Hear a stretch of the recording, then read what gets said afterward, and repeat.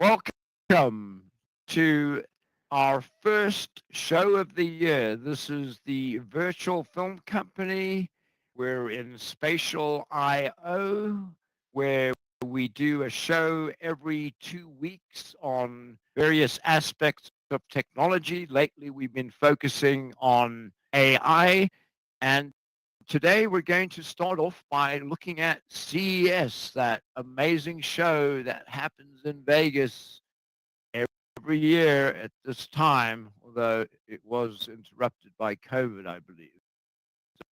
So it's back, and there's some really, really interesting things. But I'm going to hand it over to Chris to start us off because I think he has found something particularly interesting, and then discuss it further. You're right. You're absolutely correct. Yes. Happy New Year 2024. And I guess that this year going to be very interesting when we take a look at technologies, if that might be artificial intelligence or XR or gaming or whatever is interesting, the blockchain and metaverse, all the stuff that we're discussing here. And yeah, as John already said correctly, every year starts with CES, the Consumer Electronics Show in Las Vegas. And you can see probably a lot of nice videos on YouTube covering the latest and greatest gadgets that are shown on CES. And you will see a lot of those gadgets are powered by AI. For example, something like a little device where you can view birds, and then it will tell you which bird it is that you're seeing there. That was really funny. So some glasses, you can watch around and search for the bird, and then it will show you, oh, this is the bird from, I don't know. Yeah, I mean, why not?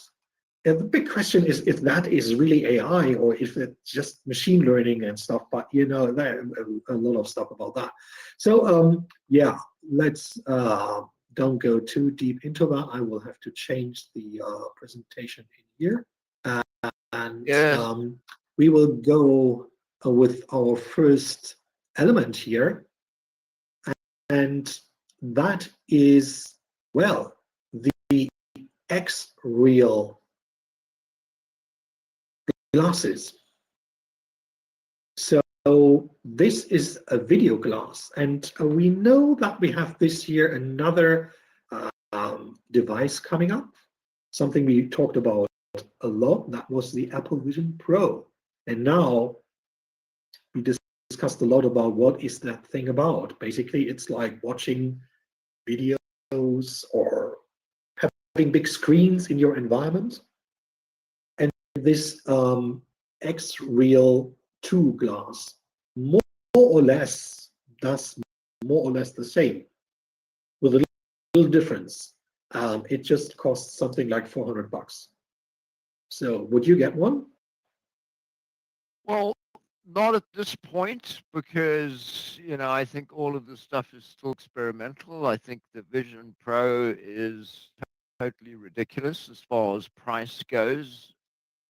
Form factor was something like this, and it offered the same features, sure, but I don't see anyone personally, and I may be totally surprised where people are wandering the streets with Vision Pros on their heads, but I think what's needed is this type of form factor. I mean, the less obtrusive you could make these glasses, and correct me if I'm wrong, but this X-Real requires one to be plugged in to a cell phone or another device, right? Yeah. So, I mean, I think that's a smart way to go, is to have a lightweight, type glasses that then you can have an unobtrusive cable, or at some point we should over Yeah, there. I actually just talked to my brother, and he's I believe is going to get it. So it's going to be very interesting to try it out and see what it's going to be. He's been watching some of the demos. He's pretty excited about it. But I What's mean, he it always excited about depends. in particular? My brother is really into cutting edge technology, and he's supported Apple for a long while. And I feel like that's maybe why, the Oculus, he's letting everybody else figure out the technologies. He's went into mine and it's like, he's even the 3, he thought it's cool. Um, he was talking about how you can move all around. Apple, they're very good at their presentation of what it's able to do, and they make it look really cool. So I think it's going to be, to me, seeing it and actually executing it, but they have their Apple people excited about it. So that's what they do. They're really good at that. Yeah. Yeah, Chris, sorry. and no problem. Well, I mean, the point is, yeah, if you love Apple and you love the products and stuff, well, you will have to pay the 3,000 or more, right? Why not? I mean, everyone should do whatever they like. Just the point. No, it's like that. Just the point. If you just search for something to watch games or videos while you're on the plane or on the car, or not when you're driving, anyways, you can use that thing as well, and it's just costing a fraction of the Apple Vision Pro. Well, I mean, it's something that is out now. No, for sure. And we're going to have to see what happens with it. And, that reminds me of one of the Right. things that we've been seeing at CES over the last 2 years. Last year we saw these 3D displays that didn't require glasses, and we're seeing more of Right. those. Yeah. And, Samsung, I believe, brought out a teaser where you can actually play 3D games on this flat screen monitor and get that perception of depth and all of that. And, that goes Yeah. back to my issue with, if you can do all of that and have that sense of immersion, why would you put this heavy thing on your head? That's the other question. Yeah. Definitely. I mean, well, we see it's going forward. So let's check for the next thing. Right, because you guys have been into the virtual reality space for such a long period of time, and you've seen the market grow, and it's like every time, oh, this is the time it's actually going to go mainstream, because you guys have been around for so long. Do you guys really think that, I know obviously this is years later, but do you think that it's actually going to follow through this time? Are you feeling like there's a whole different sense of momentum behind it now? It is more affordable than in prior years. It will always Yeah, be the point, in my opinion. Do you have a killer app? Do you have something where people say, wow, if I can use that application, that tool, that whatever, this will help me. That is so hilarious to use. What the heck? And then when the price is right, they will buy it. I'm very sure about that. But you need a very good use case and you need a good device for a good price. That's it, my opinion. Yeah, and that's why the Oculus, I think, Yeah. shifted the whole virtual reality space into one that, Yeah, is not absolutely. working out too well to one that was. But the 100%. the important part there was the price. I mean, people could afford it, and I still have this Exactly. issue with even gaming. I mean, there's certain games, there's certain places in virtual reality that no matter what kind of you can spend $3,000 on a headset, but you're not going to get there because that headset still isn't as capable as a desktop computer. So Yeah. Yeah, I mean, you look at a desktop though, it's so big, like of course it's going to be able to have the processing power and whatnot. I think you guys are both right though. Like, and I guess that's why, like, I know we were even defaulting back to alt space, just the social element that figuring it out. It seems like everybody that's building something or trying something, it's just, it doesn't click in the way that, whether it's easy enough or people participating, just figuring out what that is. I think everybody's trying to figure that out. We will see. Okay. Business. Uh, That's how business operates, right? I mean, right Yeah, now that's true. we basically have a war going on between Apple and Qualcomm slash Meta in terms of chips.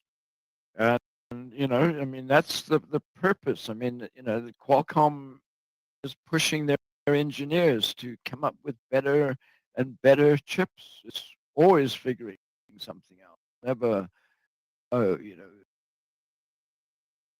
yeah, I mean, I've that's right. heard people say, oh, yeah, we've got the best product and no one will ever beat us. But, I don't think one can ever say that. That's just delusional.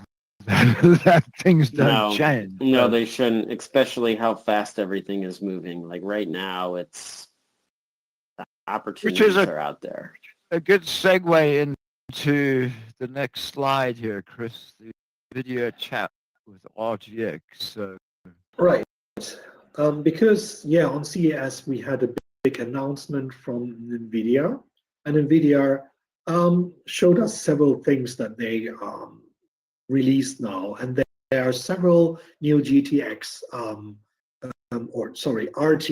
graphics cards with more memory, cheaper, more power. So if you want to use an RTX graphics board to do generative AI, it's a good point now.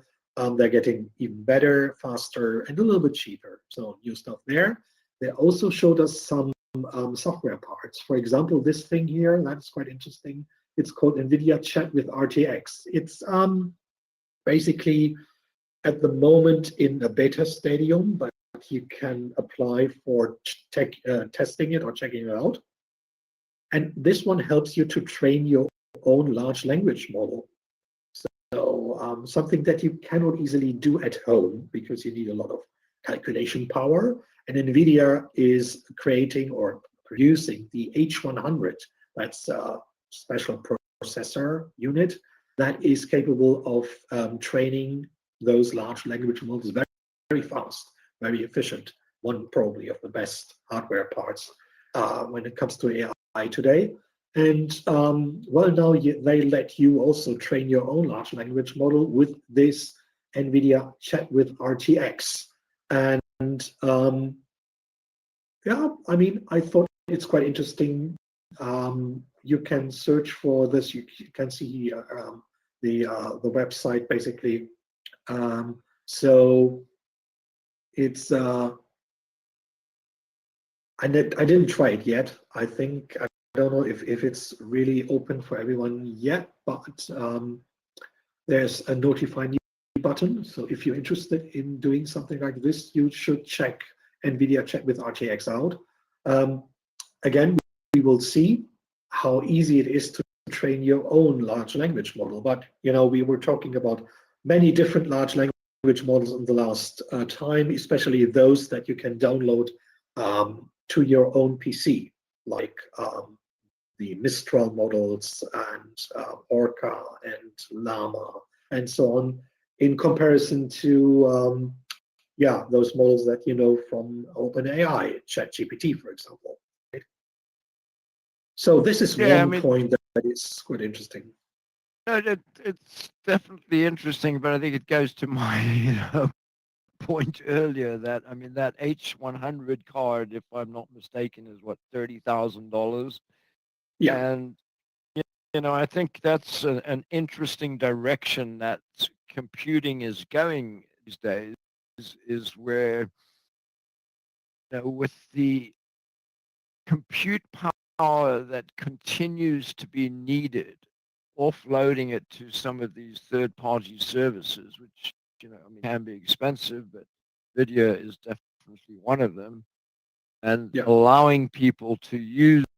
I mean, the interesting thing would be to see what the cost of, if you took a you know, a base model and made adjustments to that, trained that, how many hours would you have to put in, and what would companies Yeah. like NVIDIA charge you doing that? You know, that would be For example.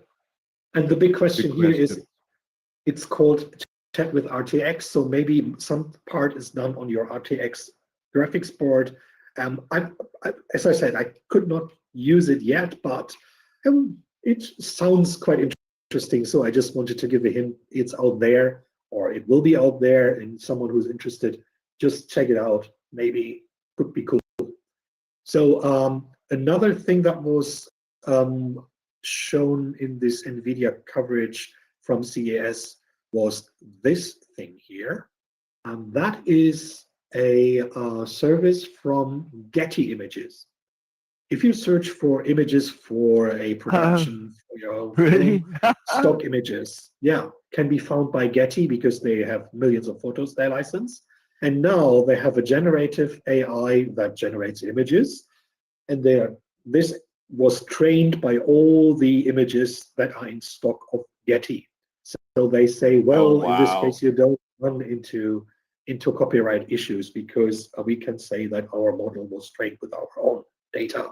And it looks a little bit like the features that we know from Firefly, right? Like making in paints and stuff like that. They have a little showcase there. But so, well, there are many other services, right? This is now a service from Getty Images. And imagine all these stock image. Getty has a lot of photos, and not to mention, like, as you're bringing them up, they cover, a lot of celebrity stuff, a lot of events, a lot of exclusive content that they've licensed for years underneath the Getty brand. So I think that's going to be interesting to see what are they going to are they going to be even putting in their celebrity photos, or these event photos of all of these different. I mean, that's a very interesting catalog of images and where the copyright's going to go. Well, the irony to go ahead, Chris. No, go ahead. Go ahead, Sean. No, I was going to say, the irony here to me is that, this is a prime example of, if you can't beat them, join them.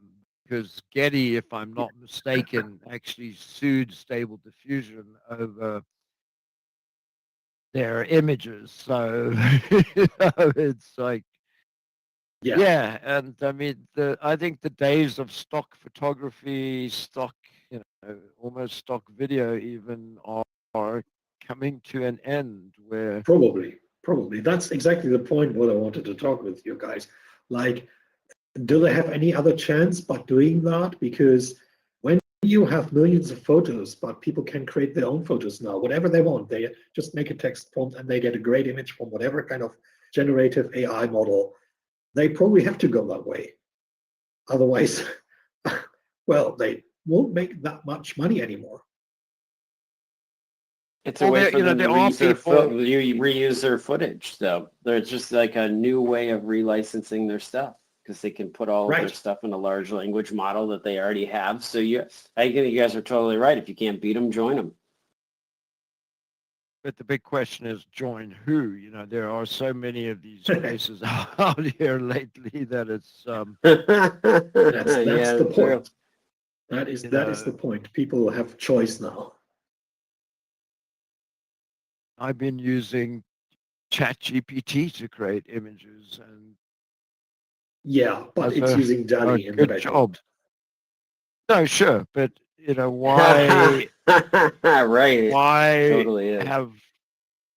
I have accounts with Midjourney, Nardo, Night Cafe. You're digitally wired. You have accounts with everybody. No, but it's most of like Night Cafe uses Stable Diffusion background. It's the roots of most of these systems are Stable Diffusion, including Midjourney, which started with Stable Diffusion and then claimed to go their own way. I mean, I think what they did was they basically harvested all the images that people like me created and used those to find their model. I mean, Train. obviously, they Yeah. did that, you know, it's I guess so too. Yeah. They so just yeah. I mean, Getty Images.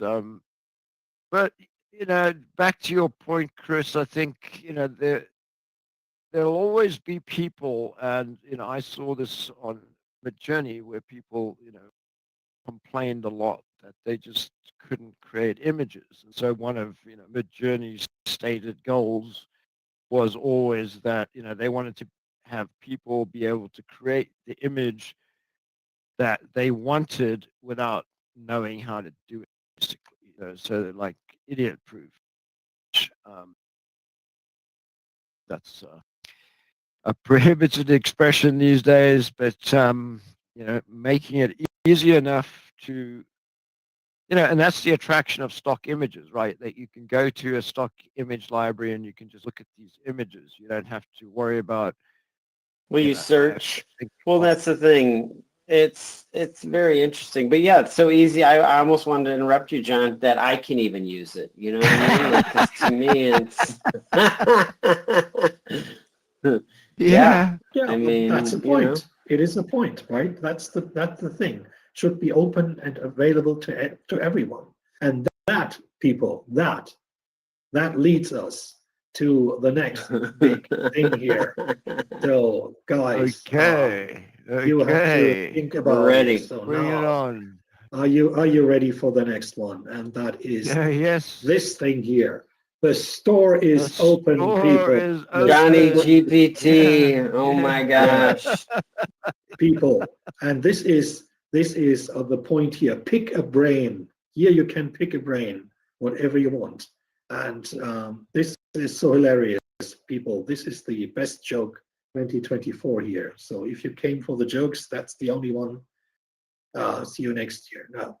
Anyways, yeah, you Well, can pick it's a a brain good now. analogy, though. It is a good analogy. And, you know, ultimately, what we need, and at some point, I am looking into writing it, although I suspect someone has already written this, is the ability to query, you know, multiple GPTs, right? I mean, because each one, Yeah. you know, I mean, it's interesting that, you know, that the brain analogy, because I think the more we learn about AI and the way that machines think, the more we learn about our own human brains and the way that, you know, neurons function. So it's Right. a very good analogy. So yeah, the store is open, The and store is open. Exactly. yeah.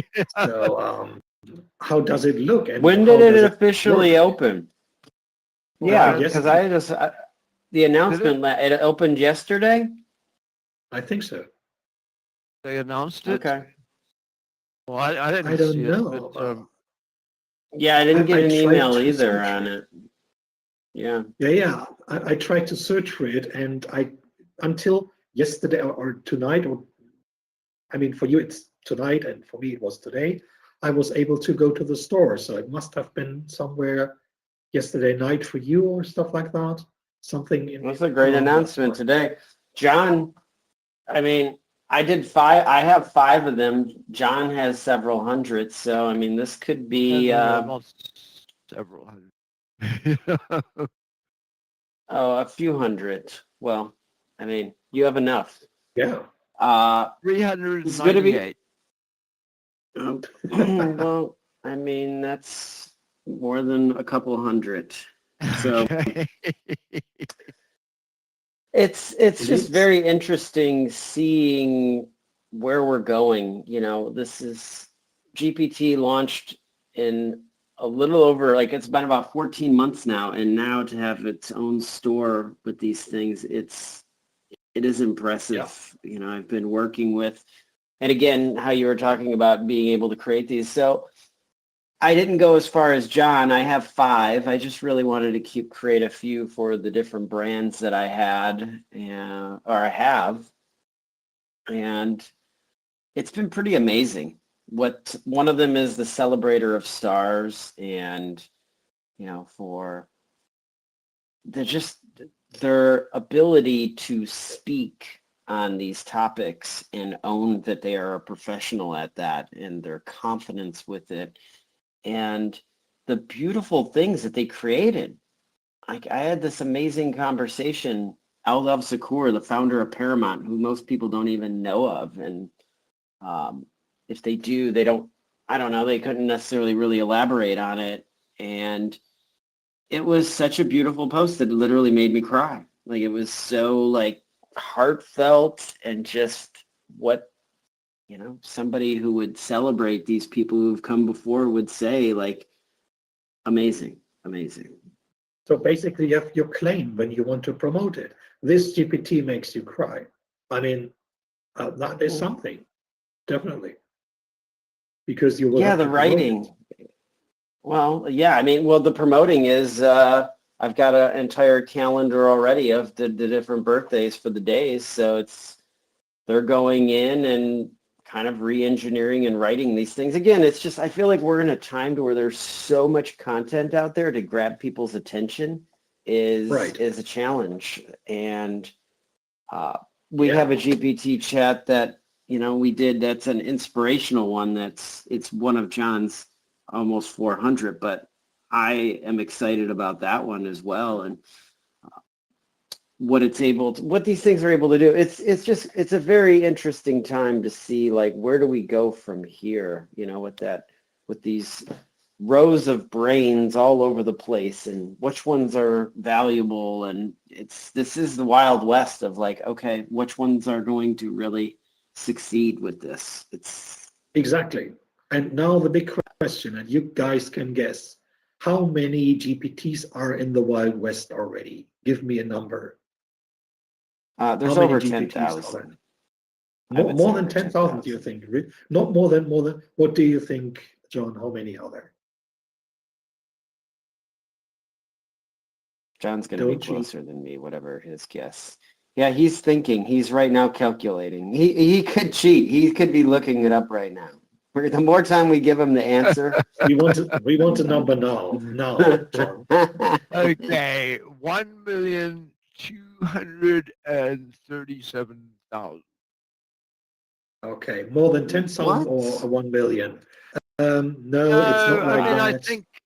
I think if you look at the whole world, I don't know, man. I think the number is okay.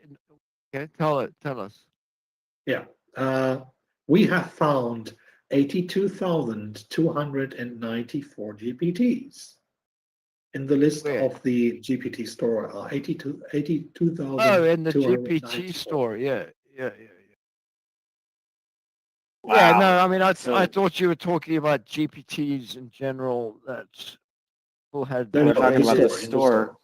We're talking about the store. I mean, it's. He's trying to justify why he was so off in his guess. That's okay, John. Yes, we didn't get specific enough with you. So I think I was closer because I was only 70,000 away, and John was over 900,000 away. So good guess. Good guess. Yes, like being on The Price is Right. I guess low without going over, and I would by default be closer. But John would have probably guessed closer. He would have had a better guess than me. That's still impressive. This store. This whole building of GPTs, it's only been like 5 or 6 weeks. So for there to be that many already created in this short of an amount of time, when you gave that number, like 5 of those are mine, which, that's not even a drop in the bucket. Or it's probably a drop. 5 drops in a bucket. That's it. Well, there's 27,807 creators, right?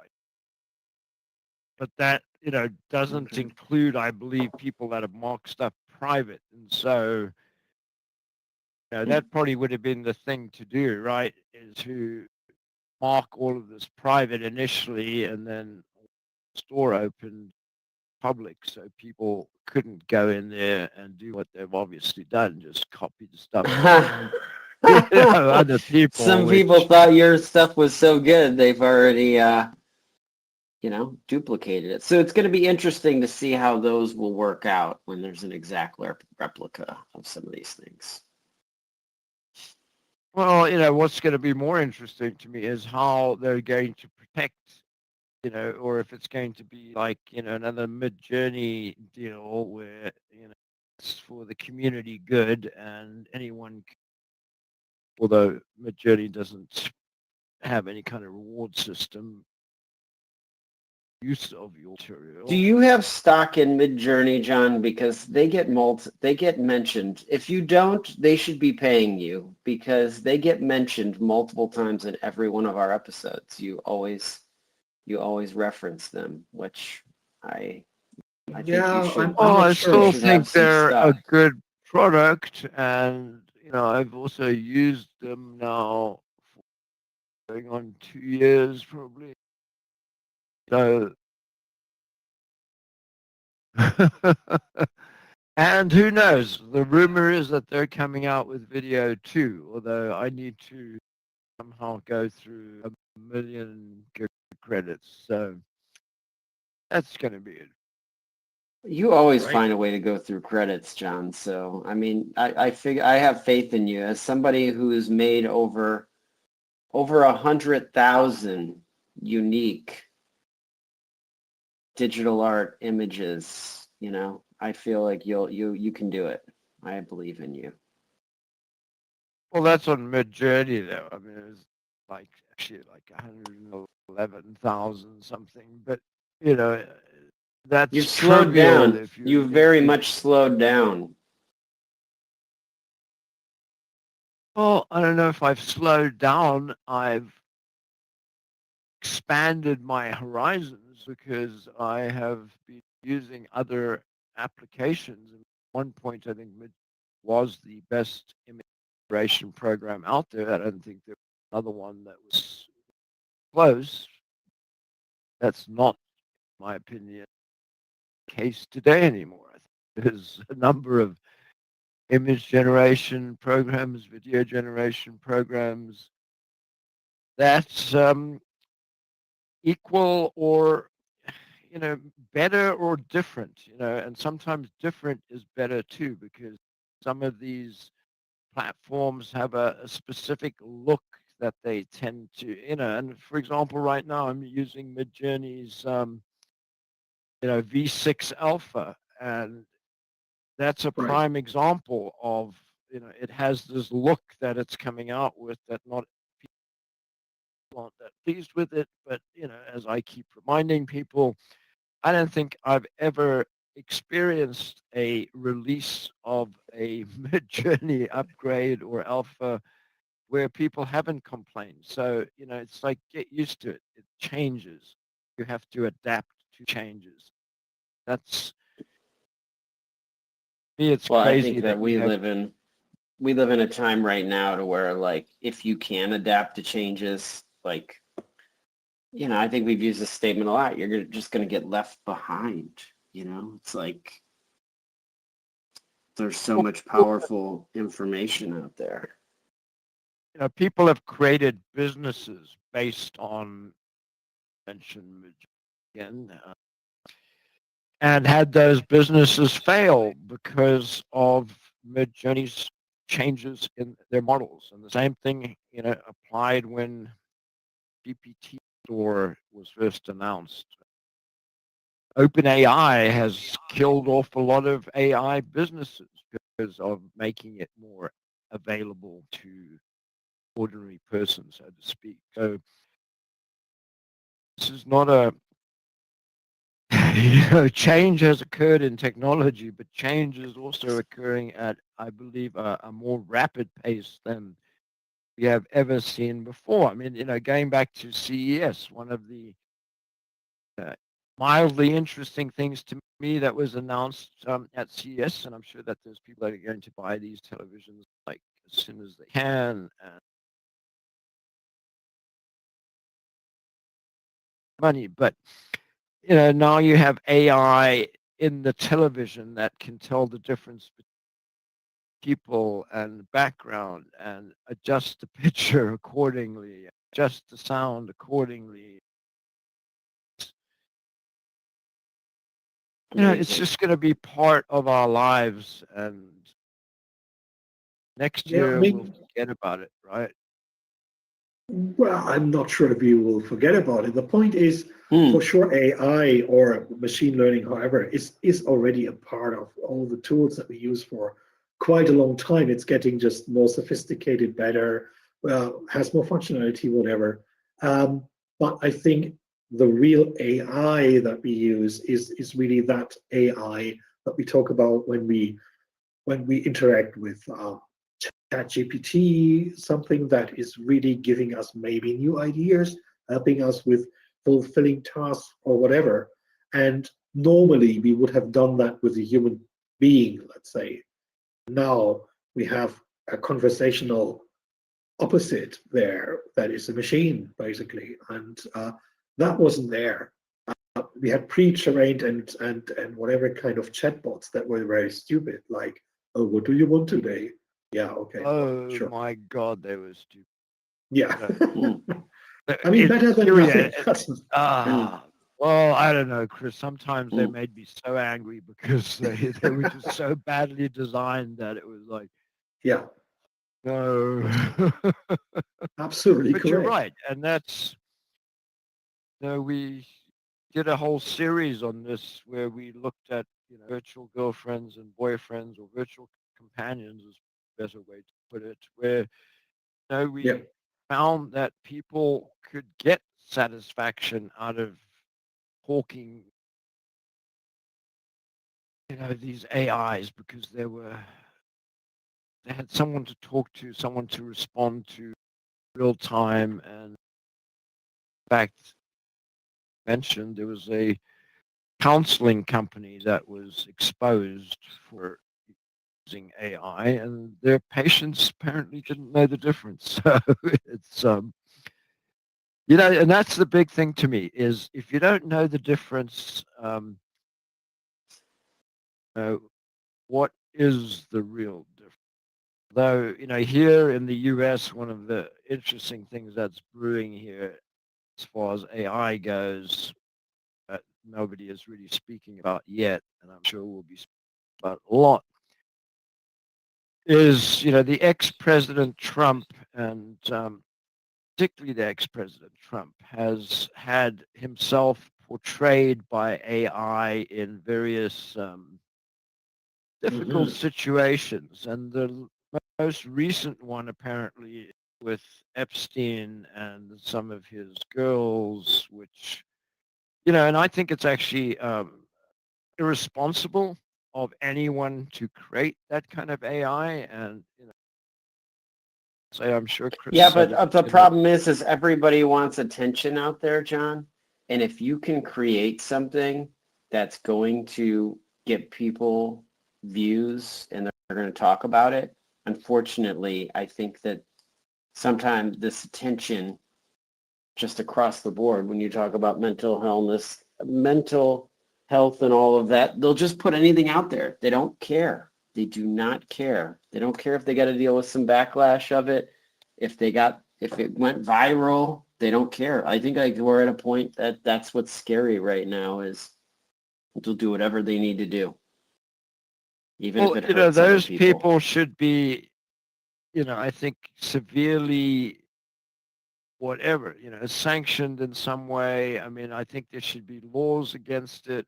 But, my fear right now is that, Trump, for example, is starting to go off on, the evils of AI. And, we have a political situation where, AI could be banned. I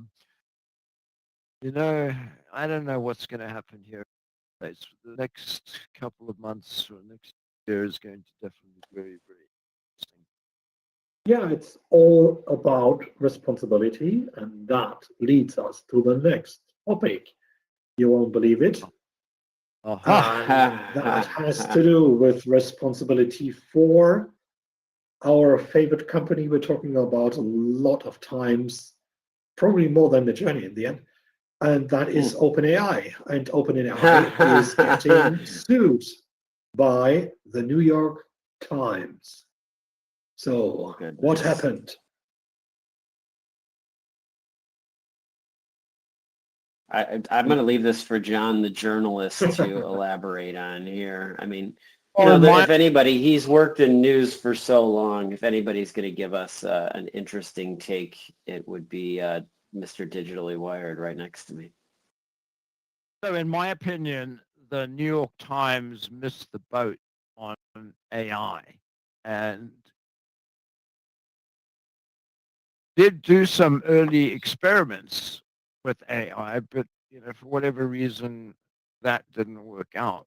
But as part of those experiments, some of their articles were used. So, there's that little tidbit that, I think is going to influence this case. The other issue in my mind is that a lot of the stuff is public domain, is news, and generally news is of value when it occurs or a few days after it occurs. And we can make the argument that, well, by digesting this, people can now write, or AI can write in the style of various Times authors or style sheet. But it really comes down to this whole argument that is ongoing in courts, is whether a machine can take in data that represents these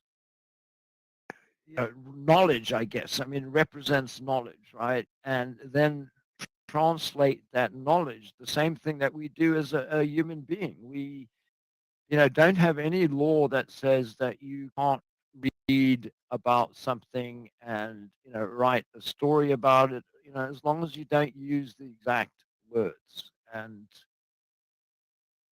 to my knowledge, none of the exact words were used.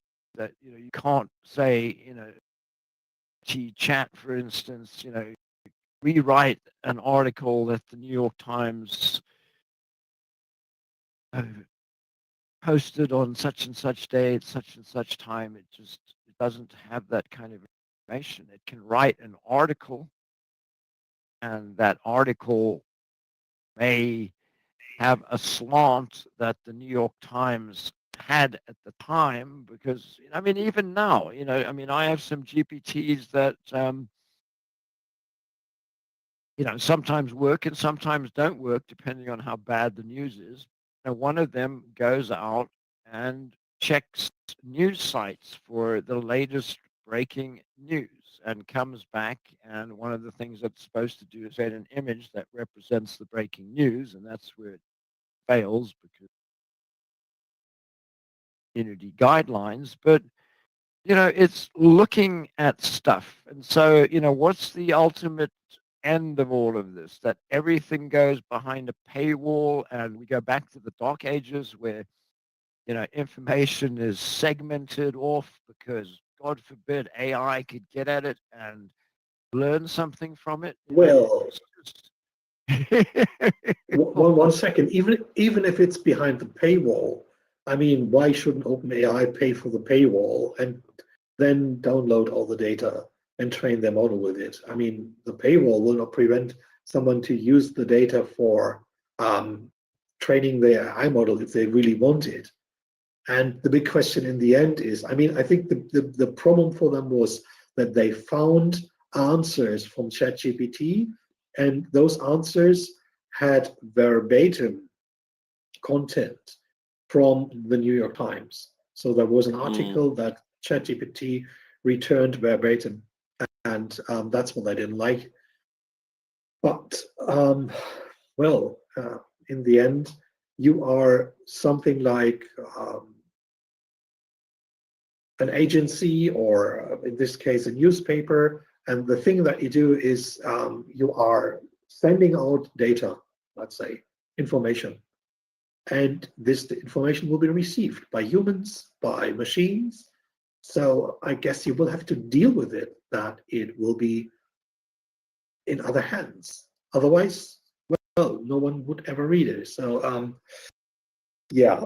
Well, I think that's where they're missing the boat, in the sense, like, Getty, I think, is smart to be like, we got all these images.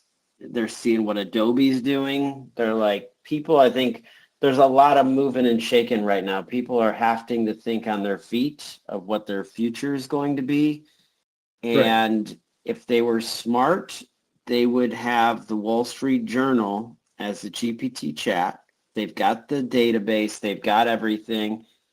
Come up with somebody who has been with the paper for X amount of years and call it their name, and or dedicate, they were a guru that just knows everything about all of the paper, and he's like the host welcoming people to the Wall Street Journal. I mean, they need to move with the times as well. Like, they got a lot of papers that they've written, and why not have them accessible like a library to people, and then it can be tracked and everything like that. Like, Wikipedia needs to have, one of these things as well in out there. I can only imagine what the Google brain would look like. Yeah, definitely. Make more things, make them findable, make them more usable with AI. Human beings would need years and years to read all the papers and sort them forever. And now that people are able, basically, with the help of a large language model, to go through your tons of data, if it's Wall Street Journal or whatever, they might find something interesting stuff in there. So yeah, you need to create something like projects or GPTs maybe out of that. So make use of your data. That's absolutely correct. Yeah. I think it's interesting with pulling stuff up, and I know you guys talk about political stuff. So when I'm having a conversation with some people, I'm like, let's ask GPT a question. One of mine is genuine vibes. So it's about giving an authentic take on things. And my brother's like, so what really is going on with the Hunter Biden laptop? And it was actually a pretty amazing response, because it was like, well, it hasn't quite yet been determined. They do know that it exists. And it was it really weaved it in an elegant way to not paint the picture one way or another. Because if you go to a news organization, like, they have an agenda that they're pushing for it, whether they think it is one way or another. So I thought it was a really, like, either side could view it and go, they might not agree with it, but it was very much like, oh, okay, this is an interesting take. Right. Yeah. I mean, trying to get rid of bias, but I think in some cases it just goes overboard. So I think 100% and that's where it's like, we're in a weird time in the world where it's like, can we have difference of opinions? Because the way these two narratives are being pushed, they're dividing people. And, it's like, where's the real news? Because what do they say? There's two sides of every story, and then there's actually the truth. So why don't we get a little bit more to where, hey, we're going to report on the truth. Maybe we'll give a little bit more of what side we're going to lean to, but they're too far apart. It's to me, that's why I don't really watch. I think there's a lot of people that don't even want to watch it anymore because it's too skewed. yeah, but it also comes down to the fact that one, critical thinking skills, and I think that's always been the case. People haven't been bombarded with so much information, but yeah, unfortunately, I think that the people, the corporations representing, whether it's pharmaceutical, military, industrial complex, policies, these are the people that are advertising on these platforms and, pushing narratives to where it's like, I think sometimes people aren't necessarily wanting to report some of this stuff, but guess what? We got paid. So, and this is where I think that special interest money comes in and whatnot, to where, it's allowing everything to be dictated by the almighty dollar. Yeah, but it's also, sensationalism in many ways. I mean, take X, for example, right? There's not a day goes by when, there's some, something unpopular that happens there. But I hang out in my little space with fellow artists and have a good time. And, it's never see any of the dark side, and I think one sees what one wants to see in life. Yeah, that's absolutely right. I mean, I'm really, really curious how this case is going on now with New York Times and OpenAI. I guess it will be one of the big things that the whole industry is watching, because yeah, it's an indicator on, do they get together somehow maybe, and then yeah, it might show something like a route how to find ways to cooperate in the end. I hope they will find a way there. Would make sense. There's so many of these cases going on. I mean, that's the the interesting part is that I've lost count of the number of people that are suing OpenAI and Midjourney and Stable Diffusion. Yeah. And the courts again, so far, they, there's been no dismissals or anything. But they've pushed back and said, we don't see instances of copyright infringement because there's nothing that's been copied, right? There's nothing. Yeah. These companies are not holding, copies of the New York Times article. Nobody can nobody can knock on OpenAI's door and walk in there and walk out with a copy of article. Of an article. Yeah, that's right, basically. We'll see. Right. I mean, I think this whole AI, I mean, to me, it's like, next year it'll be something else, right? Last year it was the metaverse and, how terrible it was, or we'll always see faults in things. We'll always see. But the thing with the metaverse is I think that they never got it or understood it. We're in the actual metaverse. And to me, it was like, how we defined it, to where like all of the internet is the metaverse of what actually is, that's to me some of the thing that was interesting, how people were reporting on it. And then obviously AI is even part of the metaverse. So it's just all of these things speaking and training and everything like that. I mean, it's, for the amount of time that has passed, it is amazing what is happening. And I know we're going to need to close this thing up, but we have an exciting thing that we're going to do 2 weeks from now, right? Are we ready to like close it out with our last, Chris, I know we're going to do some stuff with some music with this. Do you want to tee that off? Oh, yeah. So, yeah, our last topic basically is, what about doing something with music and AI? We did not cover it too much yet. And so we were thinking like, well, why don't we make some homework, right? So it's called AI Music Creation Homework. Like everyone of our team here is going to create some fantastic piece of music just by using AI.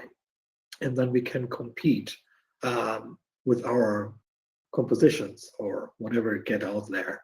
And for example, there is something we could agree to use all the same thing to be comparable, called Suno AI. Suno AI, you can sign up for their Discord server, and there you can create music and sounds and stuff. At Right, the moment for but free still.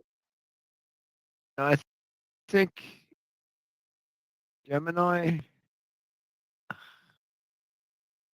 one of the, I don't remember, Bing, I've lost track, right, of what does what, but, maybe it was Copilot,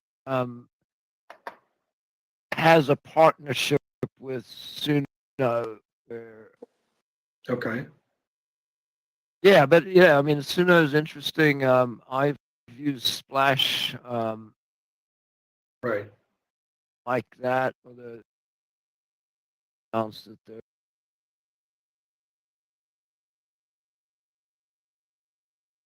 Yeah, so we have basically 2 weeks to create a fantastic, whatever kind of musical, let's say minimum 3 to 4 hours. And so we can prevent that. So the next stream will be something like 12 hours at least. And some of us will be Sure saying, that no, I'm probably sure not. there's some people in the metaverse that are excited about to hear that. Like for Oh, people that really? even could stick with us for an hour here. And technology's moving so quickly to where it's like, people see this stuff like I feel like looking at our past episodes, just how fast things are moving. I mean, for you to put fantastic as the title of like how the songs are going to go, I think that we all this is going to be an interesting experiment because I did dabble with DJing for a little bit, but I've me, I'm the dancer, I'm the conductor. I like to interpret the music, so I usually just kick the can, and I like the musicians to make music. So, but I'm going to give this a try. I want to. We'll see how easy it is to do. Yeah, definitely. It And may you not be people out there, fantastic. we will see. Go ahead. You will be witness of the new area or era of music creation, and we will show you all of that stuff in 2 weeks, probably something. So Yeah, we need to yeah, get the musicians up in arms now. The musicians need to get up in arms that AI is taking their jobs too. So it's like, they can get upset now too. We've already got the artists. Now we need to get the musicians in on it. right. oh, the musicians have used,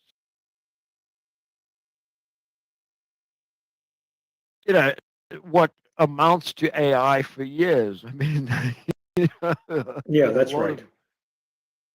of one A of lot of the computer interesting sounds, things about it. Yep. definitely. So okay, so don't miss the next show. Until Yeah. then, I think we will close it down. It was a very interesting talk today, and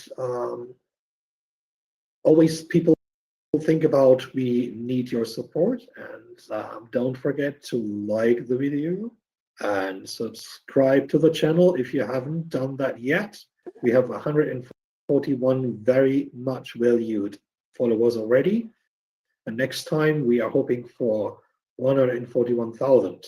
So Yay! That'd be Let's amazing. see. We'd have a monetized Yeah, channel at that point. I'm not yeah, going to say anything about that, Chris. I would be very happy yeah, if that was to be the case, definitely, definitely. Right. Thanks, and yes, thank have a you. great week. And we will see us in 2 weeks from here. See Oh, you. Bye bye. definitely. Bye-bye. It'll be something.